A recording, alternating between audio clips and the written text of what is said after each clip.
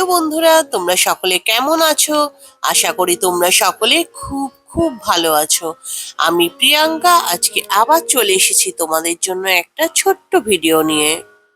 চলো আজকে তোমাদের দেখাই যে সিঙ্গাপুর কিভাবে এত পরিষ্কার থাকে সব সময়। সিঙ্গাপুরে রাস্তার দুপাশে বড় বড় গাছ, তবু কিন্তু রাস্তায় শুকনো পাতা পড়ে কখনোই দেখবে না ভরে আছে। এবং তার কারণটা কি সেটা আশা করি তোমরা ভিডিওতে দেখতে পাচ্ছো। গাছগুলি একটু বড় হলেই কিন্তু এটা দেখো কি সুন্দর আবার সাইজ করে এর পাতাগুলিকে কেটে দেয়, যার ফলে যেটা হয় রাস্তায় কিন্তু কখনোই অতিরিক্ত শুকনো পাতা পড়ে থাকে না।